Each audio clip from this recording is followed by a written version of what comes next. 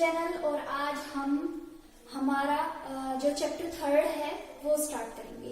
Chapter 3 है हमारा human reproduction. इससे पहले हम रिप्रोडक्शन जो जनरल रिप्रोडक्शन था वो कर चुके हैं और सेकंड चैप्टर में reproduction in flowering plants complete कर चुके हैं। तो जो ह्यूमन रिप्रोडक्शन है उसमें सबसे पहले हम पढ़ेंगे मेल रिप्रोडक्टिव सिस्टम। ठीक है, तो देखो जो मेल रिप्रोडक्टिव सिस्टम होता है उसके अंदर प्राइमरी सेक्स ऑर्गन्स होते हैं और सेकेंडरी सेक्स ऑर्गन्स होते हैं। प्राइमरी सेक्स ऑर्गन में आपके टेस्टिस आती हैं, जबकि सेकेंडरी सेक्स ऑर्गन में असेसरी ग्लैंड्स आती हैं। उसके अलावा आपका यूरेथ्रा एंड पेनिस आएंगे। ठीक है, तो जो प्राइमरी सेक्स ऑर्गन होते हैं टेस्टिस, वो मेल्स के अंदर 2 होते हैं। यहाँ पर जो सेकेंडरी सेक्स ऑर्गन है उसमें जो असेसरी ग्लैंड्स होती हैं वो 3 टाइप की होती है। एक तो होती है सेमाइनल वेसिकल, ये 2 होती हैं, मतलब 1 पेयर होता है। यहाँ पर प्रोस्टेट ग्लैंड, ये प्रोस्टेट ग्लैंड जो होती है वो 1 होती है। और थर्ड है बल्बो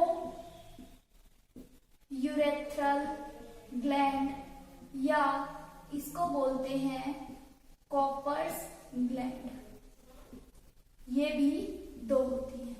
ठीक है, तो सबके यहाँ पर अलग अलग फंक्शन होते हैं। इन सबको अब हम डायग्राम की फॉर्म में देखेंगे। ठीक है, मेल रिप्रोडक्टिव सिस्टम का डायग्राम देखेंगे अब हम। तो देखो, जब भी हम सेक्सुअल रिप्रोडक्शन की बात करते हैं तो उसमें सबसे फर्स्ट इवेंट जो होता है वो होता है गैमेटोजेनेसिस। गैमेटोजेनेसिस मतलब फॉर्मेशन ऑफ गैमेट्स। मेल जो होगा वो मेल गैमेट बनाएगा और फीमेल फीमेल गैमेट बनाएगी। सेकंड है इसमें ट्रांसफर ऑफ गैमेट्स, या इस प्रोसेस को बोलते हैं इंसेमिनेशन। जो मेल रिप्रोडक्टिव सिस्टम के अंदर जो मेल गैमेट्स बने हैं वो मेल गैमेट फीमेल गैमेट तक पहुंचेंगे। थर्ड है फर्टिलाइजेशन। फर्टिलाइजेशन के बाद, मतलब फर्टिलाइजेशन क्या है? Fusion of male and female gamete. उसके बाद फर्टिलाइजेशन के बाद डेवलपमेंट होगा जिसमें एम्ब्रियो बनेगा। उसके बाद जो जाइगोट होगा, जाइगोट एम्ब्रियो में कन्वर्ट होगा, एम्ब्रियो फीटस बन जाएगा और लास्ट में उसकी बर्थ होगी, पार्चुरेशन होगा। ठीक है, तो हमें ये जो प्रोसेसेस हैं वो पढ़नी है इस चैप्टर के अंदर। तो सबसे पहले गैमेटोजेनेसिस मींस गैमेट की फॉर्मेशन जो होती है वो कहाँ होती है? रिप्रोडक्टिव सिस्टम के अंदर। तो हम बात करेंगे पहले मेल रिप्रोडक्टिव सिस्टम की, उसके बाद हम गैमेटोजेनेसिस की प्रोसेस पढ़ेंगे।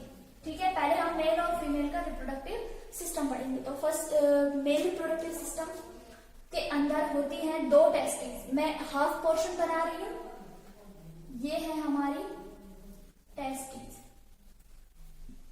ठीक है, टेस्टिस के अंदर कंपार्टमेंट्स होते हैं, ये इधर की तरफ बनाऊंगी मैं।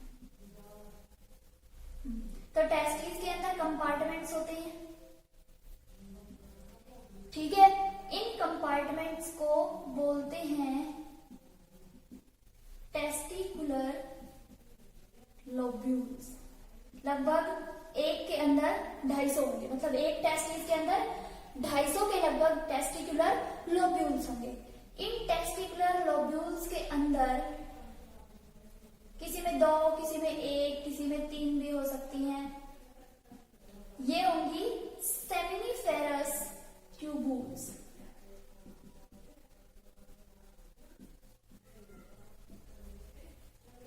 ठीक है, अब क्या होगा? इन सब का जो सिक्रीशन होगा, मतलब जो गैमेट्स बनेंगे, स्पर्म्स जो बनेंगे वो एक स्ट्रक्चर होती है रेटिटेस्टिस, उसके अंदर आकर स्टोर होंगे। ठीक है, अब ये जो रेटिटेस्टिस होगी ये एक बहुत ही हाईली कोल्ड स्ट्रक्चर की फॉर्म में यहां पर ओपन होगी। इस वाली को बोलते हैं वास इफ्रेंशिया, वासा इफ्रेंशिया कह लो या वास इफ्रेंशिया। उसके बाद ये कोल्ड जो पोर्शन होता है वो होता है एपिडिडाइमिस, और ये वाला जो रीजन होगा वो होगा वास डिफरेंस। ठीक है, इसके बाद यहां पर होती हैं कुछ ग्लैंड्स, ये मैं डबल में बनाऊंगी।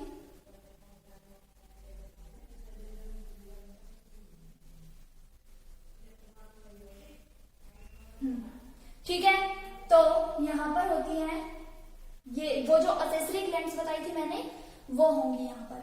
सेमाइनल वेसिकल बताई थी सबसे पहली,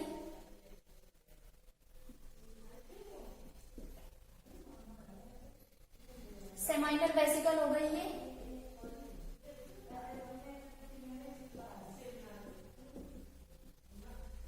उसके बाद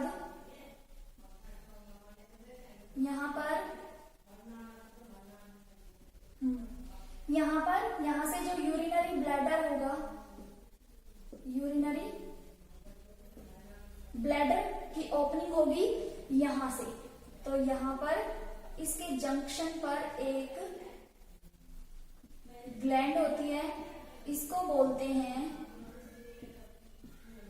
प्रोस्टेट ग्लैंड। ठीक है, और लास्ट में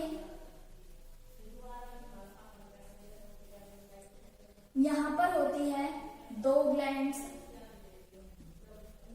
जिनको बोलते हैं काउपर्स ग्लैंड। ठीक है, और ये ग्लांस पेनिस। ठीक है, क्या होता है जो ये टेस्टिस होती है, ये मैंने हाफ पार्ट दिखाया है, हाफ उधर है। ये टेस्टिस जो है वो एक पाउच के अंदर होती है जिसको बोलते हैं स्क्रोटम। स्क्रोटम जो होगा, स्क्रोटम एक बहुत ही डेलिकेट सा ऑर्गन होता है जो कि बॉडी से बाहर होगा।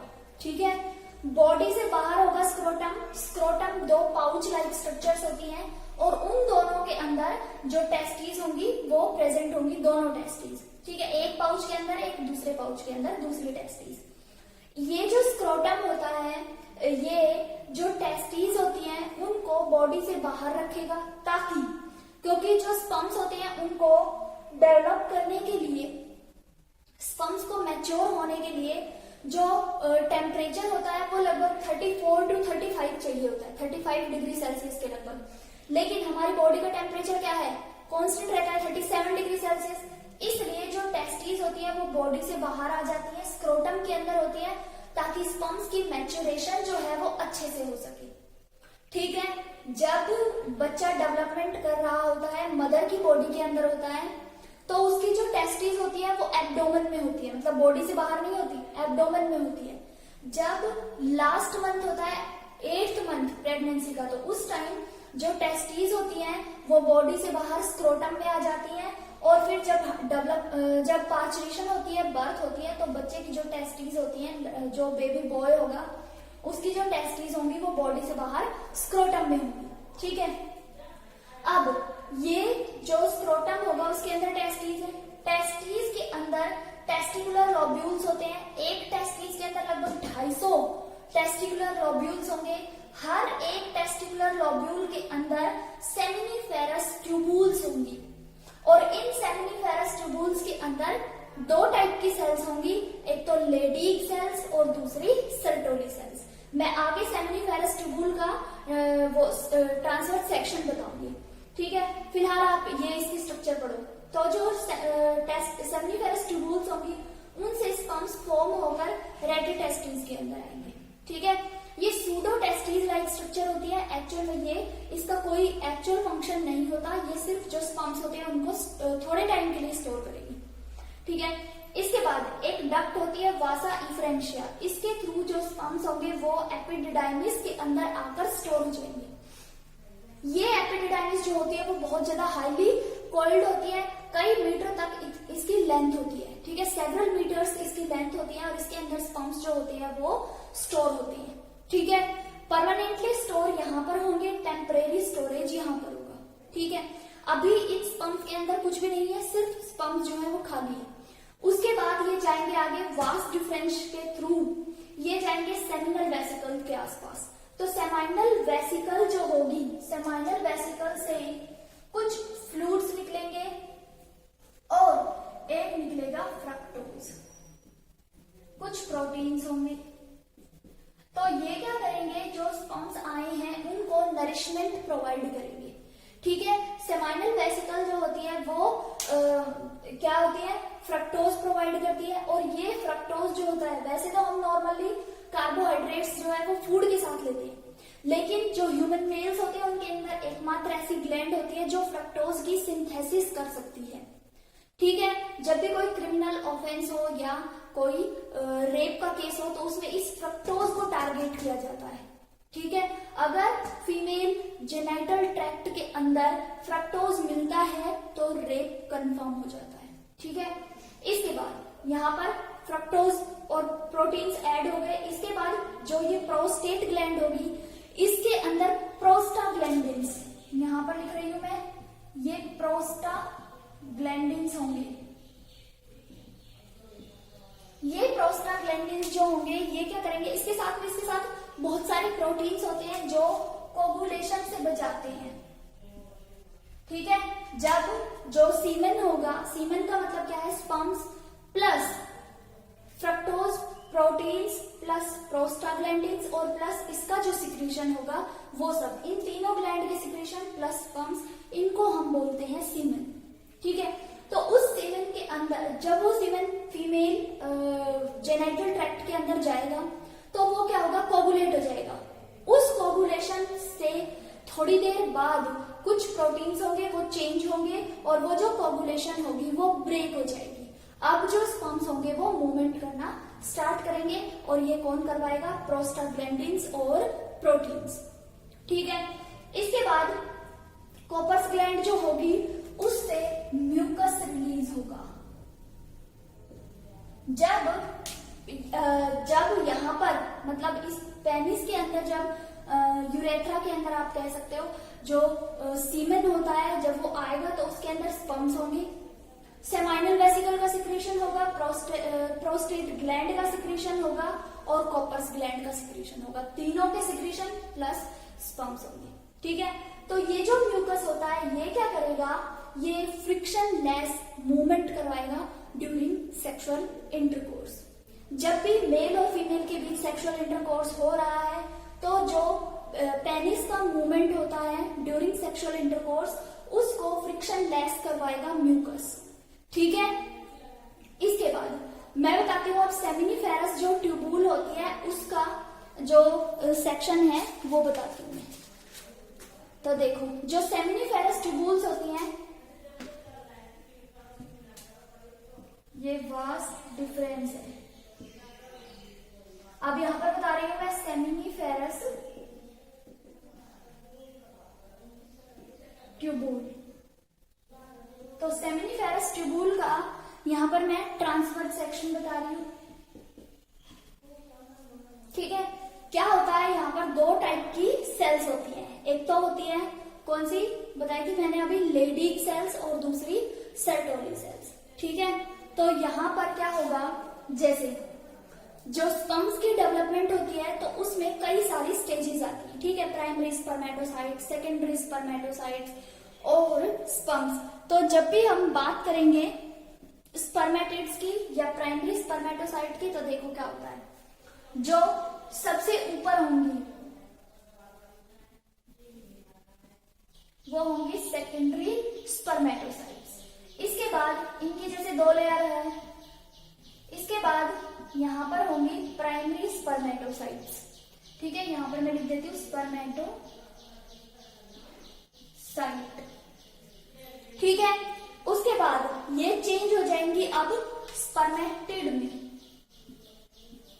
ये स्पर्मेटिड में कन्वर्ट हो गई है, ये आ गई स्पर्मेटिड, उसके बाद ये अब डिफ्रेंशिएट होंगी स्पर्म्स में, ये बन गए स्पर्म्स। और ये स्पर्म के जो हेड होंगे वो कहां पर एम्बेडेड होंगे, इन सेल्स के अंदर, और ये सेल्स होती हैं सर्टोली सेल्स। ये सर्टोली सेल्स जो होंगी वो नरिशमेंट प्रोवाइड करेंगी, जबकि लेडी सेल जो होती है वो जो मेल सेक्स हार्मोन होता है टेस्टोस्टेरोन उसको रिलीज करती हैं लेडी सेल्स, और सर्टोली सेल्स इन जो स्पर्म्स होते हैं उनको नरिशमेंट प्रोवाइड करेंगी। ठीक है, इसके अंदर बहुत सारी स्टेजेस आती हैं। जब हम प्रोसेस पढ़ेंगे स्पर्मेटोजेनेसिस की तो उसमें ये सब बातें आपको क्लियर हो जाएंगी। बस आपको ये याद रखना है कि यहाँ पर कौन कौन से टाइप की सेल्स होती हैं। ठीक है, जो सर्टोली सेल्स होती हैं वो बहुत ही बड़ी होती हैं। एक सर्टोली सेल के अंदर बहुत सारे स्पर्म्स जो होते हैं उनको नरिश करने की कैपेसिटी होती है। ठीक है, तो this is all about our male reproductive system and the TS of seminiferous tubules. ठीक है, तो ये डायग्राम की आप प्रैक्टिस कर लेंगे, कई बार इसका डायग्राम आ जाता है बोर्ड एग्जाम्स में, टीएस ऑफ सेमिनिफेरस ट्यूबुल्स। तो इस डायग्राम की आप अच्छे से प्रैक्टिस कर लेंगे और अपनी नोटबुक में ये वाला डायग्राम भी जरूर बनाएंगे। ओके, तो मिलते हैं नेक्स्ट वीडियो में with female reproductive system. Thank you.